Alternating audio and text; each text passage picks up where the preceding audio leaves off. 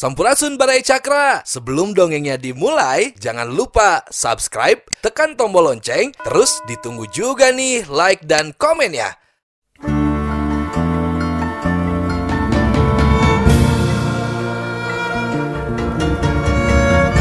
Baraya Cakra, parantos waktosna 80,5 FM Radio Cakra, midangkeun dongeng Sunda Dora-Dori.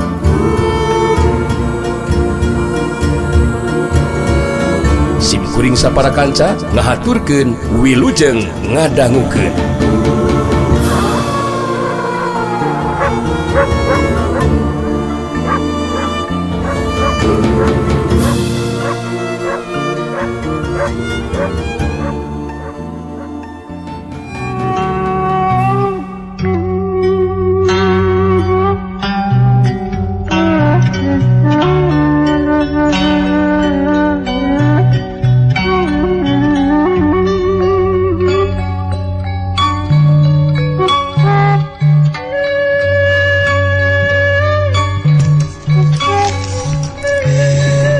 Trogos hidung ngabangkium mundur ka tukang samemeh nu jadi lawan bisa mancuhkeun di tangtunganana harita katinggali Nyai Putih Karoban curug katuhna nunjuk kana lebah si Trogos hidung bari nyalita.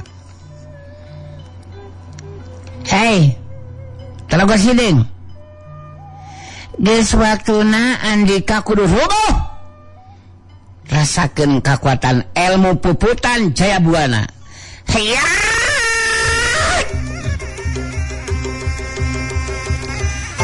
Dina curug katuhnya Putri Karoban keluar getaran kakuatan anu satulusna nemrag kana badan si Trogos hidung. Harita si Trogos hidung geus teu sempat nyingkahan panarajang balesanti anu jadi lawan.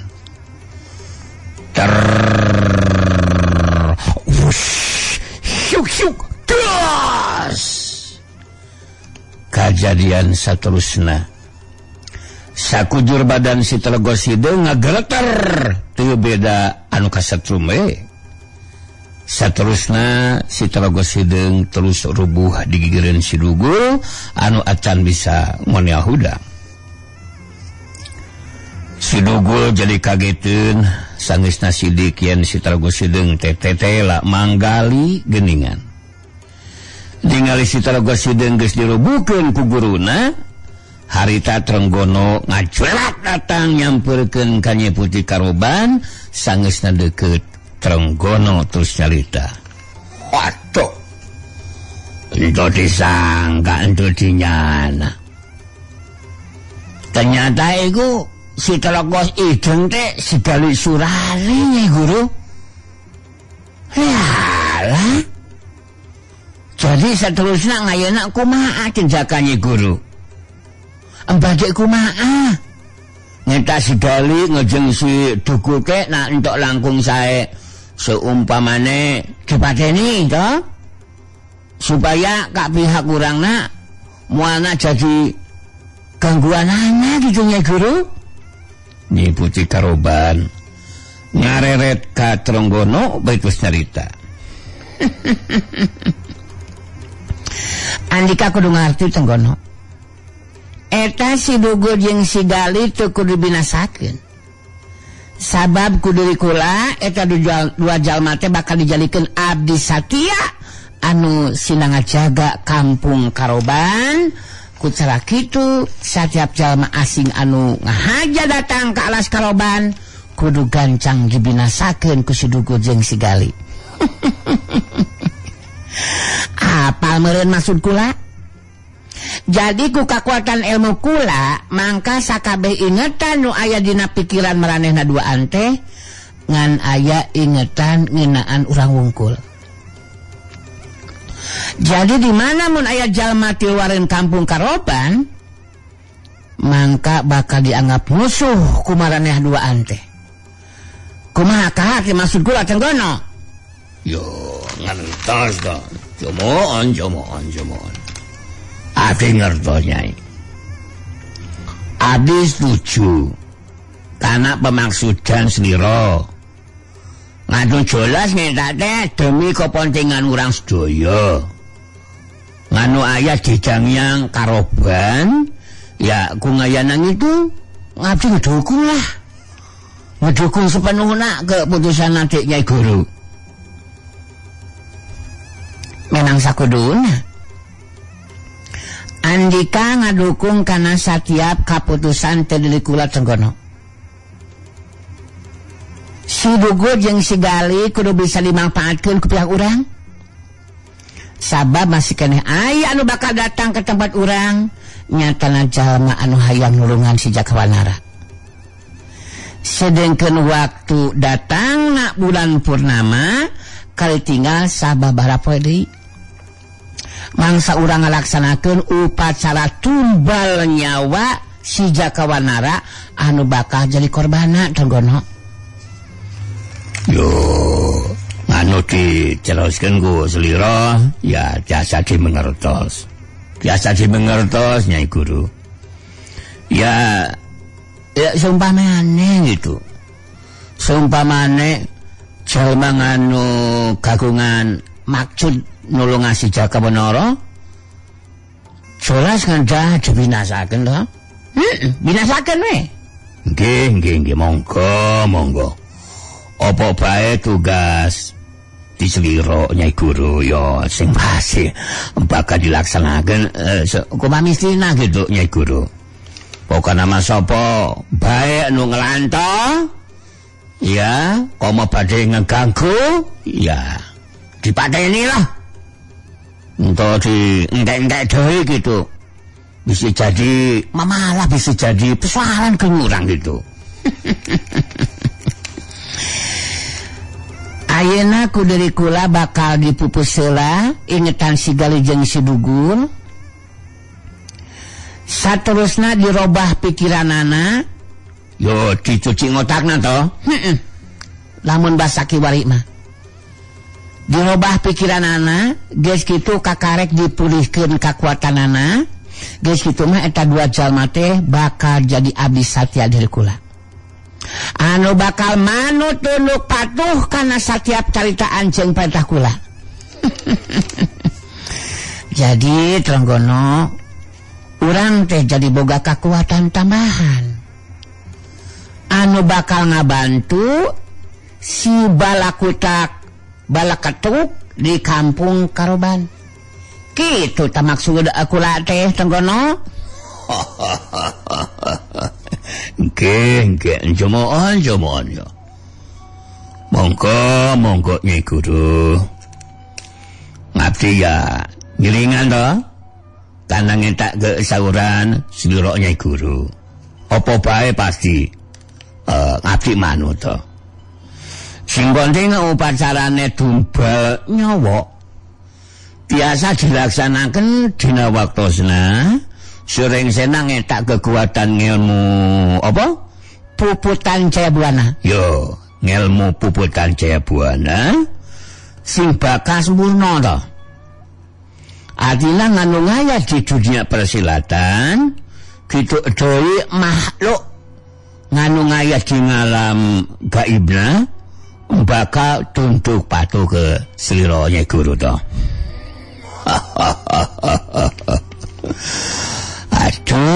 Aduh.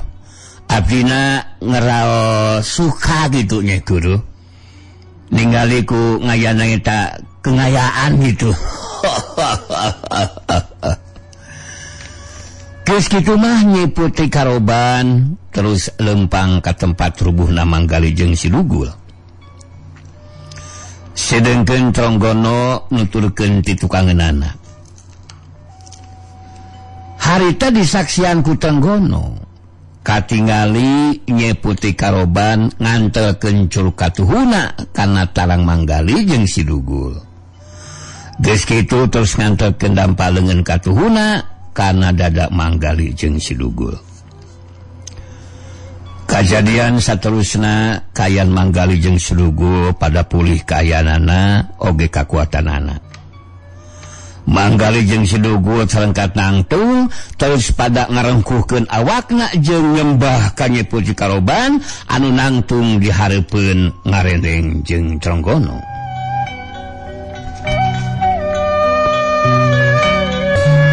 Eta kadenge manggali anu leuwih ti heula muka caritaan ditujukeun ka Nyai Putri Karoban. Ya, manggali menjadikan tunduk patuh kepada Nyai Putri Karoban dan akan mengabdi setia untuk kemudian melaksanakan tugas apapun juga diri Nyai Putri demi untuk menghontal kejayaan Nyai Putri yang mengawasa di Gangyang Alas Karoban gitu. Si Dugul ge melu nyambungan kana caitan manggali ditujukeun ka Nyai Putri Karoban. Dadara mang sadayana sok sanaos abdi ge sami Nyai Putri sejang abdi bela satya kasalira moal bade ngabangkang sumpah abdi mah kana cariosan sareng parentah teh Nyai Putri mangga pada miwarang naon wae oge sejadi laksanakeun ku abdi saurkeun ku saira tugas naon anu kedah dilaksanakeun ku abdi Nyai Putri mangga paripaosna abdi kedah asup ka liang cocope sareng liang irung ge mangga ku abdi dilaksanakeun. Nyai Putri Karoban ngabagikeun paneutupna ka manggali jeung si Dugul. Anu geus jadi abdi satyana lantaran aya dina pangaruh kakuatan elmuna Nyai Putri atau harita terus nyarita.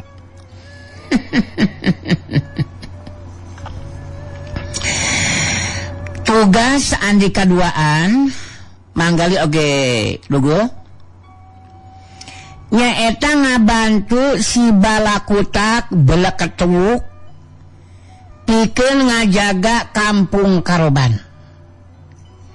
Di mana engke jalma asing anu datang ka dieu satahayang panggih jeung diri kula mangka eta jalma anyar teh wajib kudu dibinasakeun.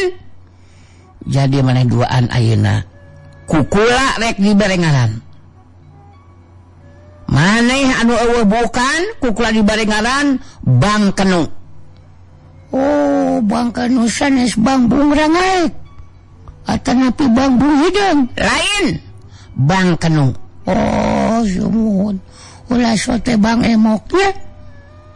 Sedengkeun maneh anu beuki ngomong anu ngecebrek wae jeung basana campuran kukula diberi ngaran Mang Toed.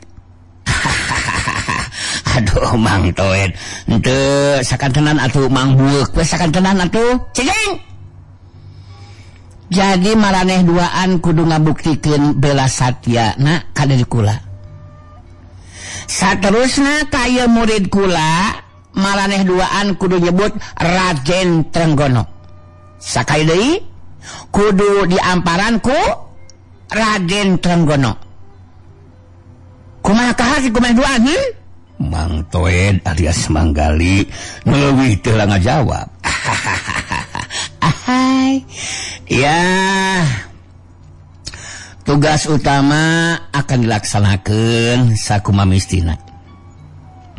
Pokona mah yang menorojo mengurumui datang ke kampung Karoban dan juga memaksa menepangan kepada Nyai Putri akan Mang Toed sikat habis lah dirungkankeun ku si Mang Toed. Jadi Nyai Putri begitu juga dengan Raden Trenggono janganlah percaya kepada kesetiaan Mang Toed. Bang Kenu alias si Dugul ge milu nyambungan caritaan. Dadara mang sadayana sumuhun aduh Kenu ge sami tugas naon bae bakal dilaksanakeun anu sakumaha mistina Abdi memang gaduh kewajiban ngabela kanu janten dudungan sanes. Memang kasagedahna abdi teh kedah satia kana parentah tinu janten dudungan. Kitu sanes. Janten sahabat jalma asing anu ganggu kana katenangan kampung Karoban bakal ditindak tuntas ku Bang Kenu jeung ieu si Mantoed. Sanes kitu Raden Trenggono? Nya atuh ya kedana kita. Anu diomonkeun ku marane duanya sing kudu dibuktikeun. Sabab seumpamane entok bisa ngelaksanakan tugasna ya mengko bakal ono akibatnya kok. Aku lanyai guru iso ngelakukan tindakan sing kejem kemarin duaan. Sekali lagi saya ingatkan, jadi lamun merane duaan macam-macam, yo bakal kena sanksi toh. Ngerti ora? Hah? Sumuhun ngertos gitu tah Raden Trenggono. Cumuhun mangga. Yo, Nyai Guru ya. Jadi lamun macam-macam ya dua makhluk kudu diberi pangwarah anu kejem. Laras gitu Nyai Gurunya.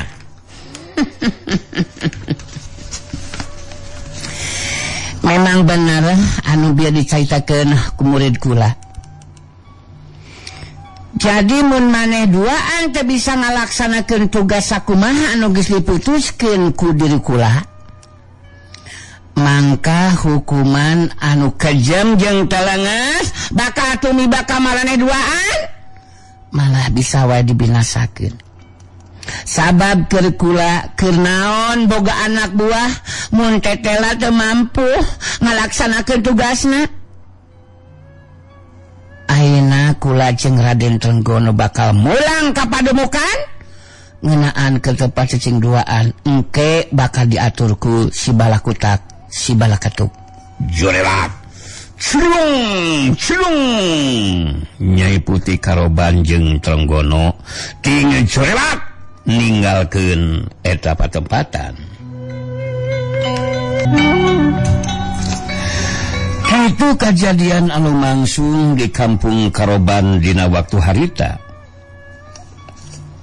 Sedengkeun di tempat sejen harita nang bule geus nambah ka hiji lembur anu nelah renggong buyut. Nu jadi pupuhuna eta lembur teh katelah Mbah Renggong mangrupa jago kolot anu dipikasieun ku para warga pangisi eta lembur. Harita nang bule anu kerjongjon lempang hadadak ngarandeg lengkahna. Waktu aya cirim anu ngajelat saterusna mancuh dina tangtunganana ngahadang nang bule. Jurelat cilung celugudug. Eta jirim anu anyar datang sarta ngahadang kanang bule teh awewe ngora anu gelis rupa. Make baju dina wanda jawara. Jawara wanita nu hadang teh harita netep seukeut kanang bule betus narita. Budak lalaki di mana andika teh?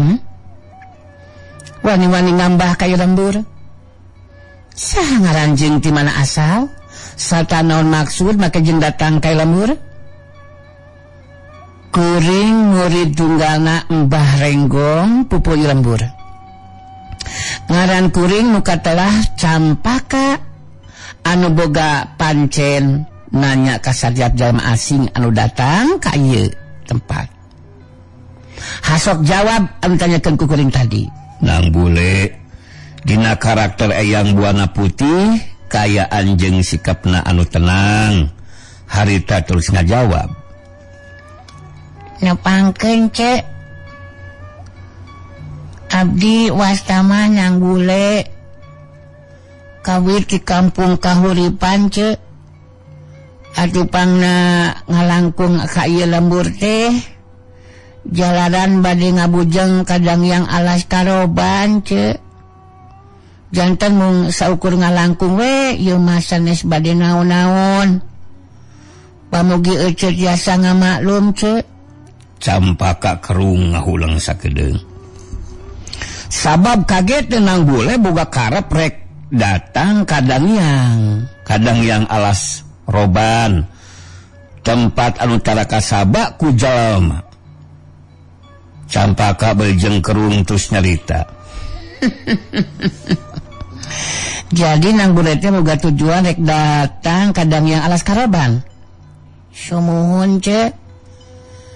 Nah, rek sosoroh adon kojor maneh teh nang bule. Eta tempat teh tara kasaba ku jalma. Dalah sok sanajan jago jeung jawara ge eueun wanieun datang ka eta patempatan. Jadi boga tujuan naon atuh? Tangna rek ka kampung karoban teh Oh. Janten abdi teh bade ngabujeng ka tempat muhun gaduh tujuan hoyong nulungan pun bapa ce. Anu neulah jakawanara pun bapa teh wastana ce. Sabab pun bapa teh aya nu nyandak ku jalma anu duka saha ce. Sareng naon maksadna pangna pun bapa dibawa kadang yang alas karoban teh. Janten abdi salaku putrana tangtos we gaduh kawajiban kedah nulungan pun bapa. Sengna deui panganten eceg ge ngaltosan teu nyaah abdi salaku putrana teu nyaah kanu jadi bapa. Kitu tujuan abdi teh ce. Heula ye. Tadi nanggule nyebutkeun asal teh di kampung kahuripan lin sumuhun di kampung kahuripan ce. Ceuk Mbah Renggong guru kuring teh di kampung kahuripan teh aya jalma anu ngaran Sirawing. Apa atau nyaho teh Sirawing? Aduh kancenan we ce. Sanes apa deui? Margi pun aki eta Sirawing teh ce. Mung ayeuna mah tos ngalih pun aki teh kababakan paning triman. Janten nu aya di kampung kahuripan mah kantun bibi Rasanti we laina pun bapa.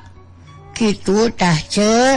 Campaka dirobah pasamona waktu ngadengi caitan timang atau tinang bule anu nyebutkeun incuna Sirawing. Sikap jeung caitana Campaka dirobah sabanu galak jeung kasar. Oh. Jadi maneh teh incuna Sirawingnya. Oh, incuna Aki Rawing ce.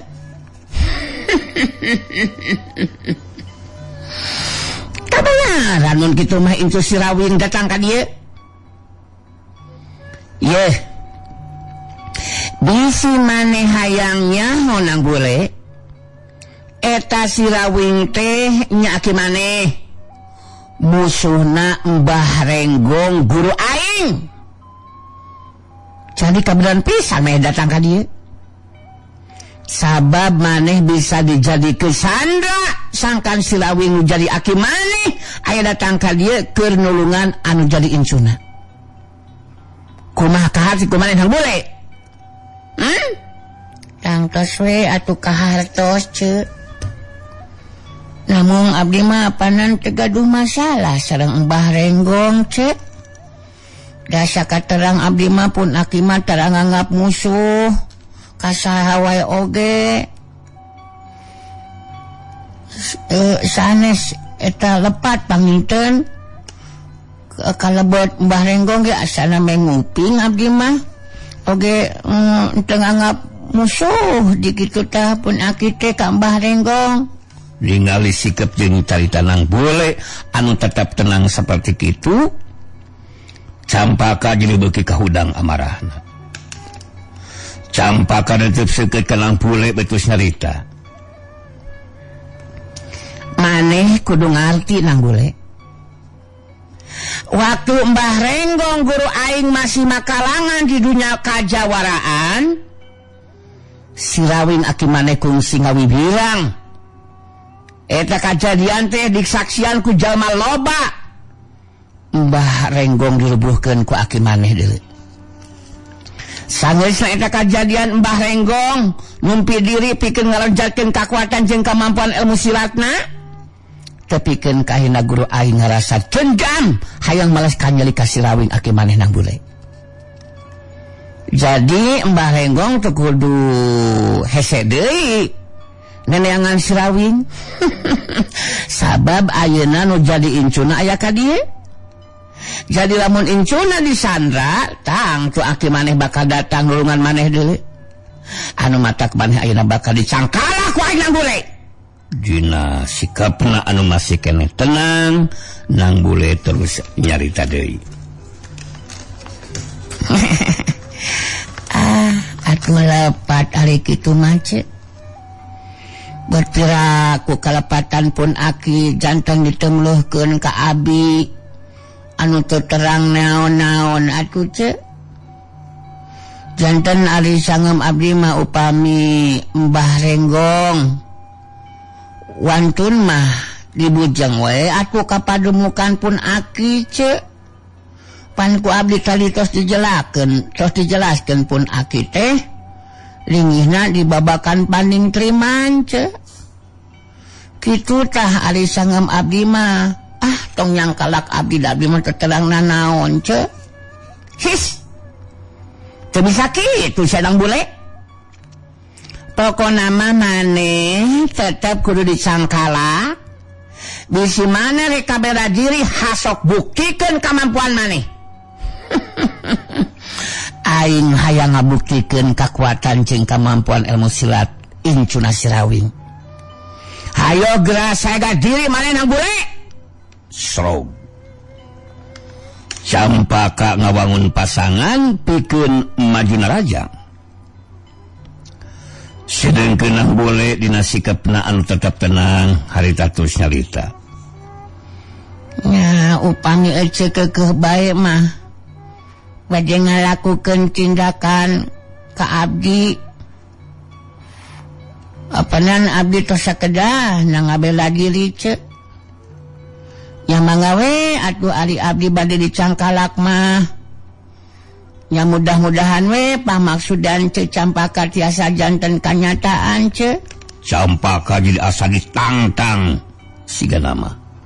Lantar boga anggapan pikeun ngarubuhkeun nang bule teu kudu ngagunakeun pedangna. Harita Campaka langsung miheulaan majuna rajang bari ngagero. Kurang ajar. Kumaha wani nangtang hayang ditalajang sanang bule. Hiya.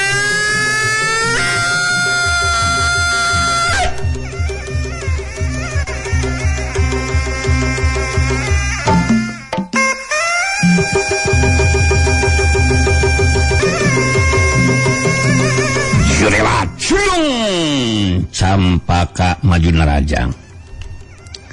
Kangaranan panarajang ti jawara wanita. Sok sanajan lemor tanpa pakarang, tapi panarajangna dibarengan ku kakuatan tanaga lapisan. Sedengkeun nang bule barang ningali datangna panarajang lawan, harita rekat ngabandung panarajang ku sapasang leungeunna. Syukdak kedukas, syuk daligdeug. Campaka ngadaligdeug kadorong mundur ka tukang. Tina bantrokan kakuatan tanaga lapisan ngaliwatan leungeun masing-masing. Campaka gancang mancukeun di tangtunganana, bari merhatikeun kanu dilawan. Campaka ngagerendeng ngomong sorangan jero hatena. Haram jadah ieu mah kaluk. Kakuatan tanaga lapisan sinang bule nyata di luar dugaan aing. Kabuktian kalaka aing anu ngadaligdeug mundur ka tukang. Padahal aing geus kagunakeun jurus anu ampuh. bagi barenganku kekuatan tergelapisan tulu parapat bagian. Tapi aing jadi penasaran ieu teh. Piraku aing teh mampu ngarebukeun sinang bule onaman. Anu saukur budak satepak. Hayang nyaho aing ayeuna bakal ngagunakeun tergelapisan sapinuhna. Di barengan jurus anu leuwih ampuh sia. Rasakeun sinang bule.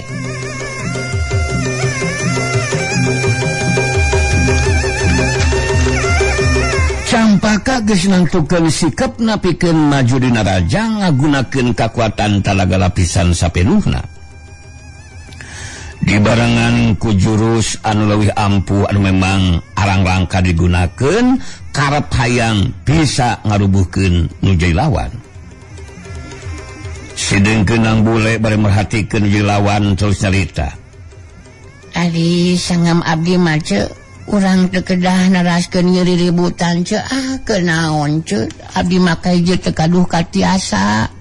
Kaduana abdi pan teu gaduh dosa. Teu gaduh kalepatan pandamewan oge ayeuna ari margi apana di antara urang mah sakaide teu gaduh masalah naon-naon Janten sami sareng marebutkeun paisan kosong meninggi atos we lah.